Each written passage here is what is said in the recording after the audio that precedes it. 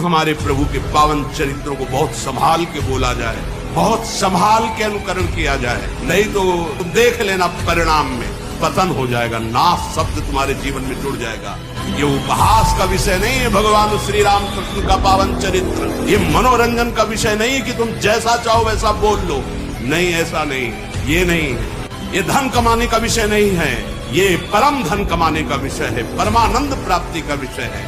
हम इन्हीं लीला चरित्रों को गा करके सुन करके तुम्हारे सामने दहाड़ते हैं। हमारे प्रभु के पावन चरित्रों को यदि आप मनोरंजन बनाओगे, यदि उनका उपहास करवाओगे, जो मर्यादा रहित चेष्टा करोगे, तो कोई भी हो दंड भोगना पड़ेगा, ये अपराध है। आज हम सत्संग को, भगवत लीला अनुकरण को मनोरंजन बना रहे हैं। बस रीझना चाहिए, सामने वाला रीझना चाहिए, बस वो हम कुछ बोले वो रीझे। तस्मात् शास्त्रम प्रमाणम ते कार्यो व्यवस्थित हो, जो शास्त्र सम्मत अनुकरण वही केवल उतना जितना समाज में पच जाए, भाव पुष्ट हो जाए, शास्त्र सम्मत भगवत लीला अनुकरण दर्शन किया जाए, शास्त्र सम्मत आचरणों के द्वारा भगवान की प्राप्ति होती है। मनमानी लीलानुकरण या मनमानी बोलना या मनमानी आचरण करना, ये केवल नरक प्राप्ति का हेतु हो सकता है, भगवत प्राप्ति का हेतु नहीं हो सकता। जैसा मन आए वैसा संत का नाटक बना दो, जैसा मन आए वैसा भगवंत का नाटक बना दो, केवल मनोरंजन करना चाहिए बस। आप चाहे बोले चाहे लीलानुकरण करे, तस्मात् शास्त्र एक भी शब्द शास्त्र प्रतिकूल बोला तो ये मत समझना कि शास्त्र खिलवाड़ है या भगवान के चरित्र ऐसे ही गा दिए गए। ये आस्था मनोरंजन का विषय नहीं है, मनोरंजन कभी आस्था नहीं हो सकती, और आस्था के साथ खिलवाड़ नहीं करना चाहिए, मनोरंजन का विषय नहीं बनाना चाहिए आस्था को। ये हमारे प्रभु की लीलाएं, प्रभु की भक्ति, ये हमारी आस्था है, हमारा अस्तित्व है, हमारा जीवन है, इसके साथ खिलवाड़ नहीं करना चाहिए। ये श्रद्धा और विश्वास और भावना का है, जो इसको मनोरंजन बनाता है, मानो हमारी आस्था के साथ, हमारी भावना के साथ खिलवाड़ करता है। सावधान, मन भंजन करके भगवत प्रेम अनुराग में डुबोने वाला ये भगवान का पावन चरित्र, भगवान की लीलाएं, भक्तों के चरित्र है, इनको हम मनोरंजन न समझे। चलो थोड़ी देर देख लेते, थोड़ी देर सुन लेते, नहीं, ये परम सच्चिदानंद है।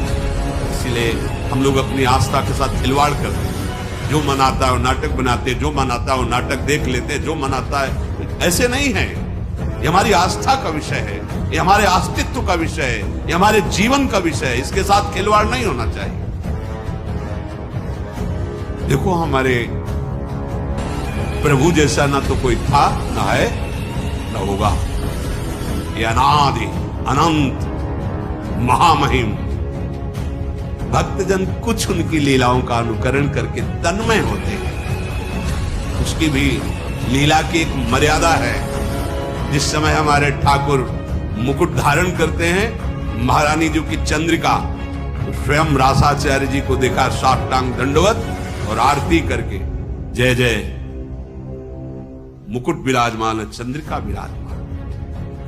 लीला महासुख प्रदान करने वाली, हजारों को भक्त बना दिया भगवत लीला अनुकरण ने इस जीवन को। अगर वो लीला अनुकरण न देखते तो कैसे, क्या रास है, क्या, ये मनोरंजन नहीं है, ये हमारी आस्था है, हमारा जीवन है, बहुत मर्यादित। हमने देखा है एक एक शब्द, एक एक कदम, क्योंकि ये केवल मनोरंजन नहीं है, ये हमारी कृष्ण लीला, हमारे भगवान श्री हरि की राम लीला, हमारे भगवान के पावन चरित्रों को मनोरंजन बनाया जाए, अपराध है, दंड भोगना पड़ेगा। लिख लो, हमारे प्रभु के पावन चरित्रों को यदि आप मनोरंजन बनाओगे, यदि उनका उपहास करवाओगे, जो मर्यादा रहित चेष्टा करोगे, तो कोई भी हो दंड भोगना पड़ेगा, यह अपराध है। बुद्धि भ्रष्ट हो जाएगी, लोक में निंदा होगी, और आपको लाभ कदापि न यहां न वहां। यह हमारा जीवन है, इसी के सहारे से हम भगवदानंद की अनुभूति करते हैं।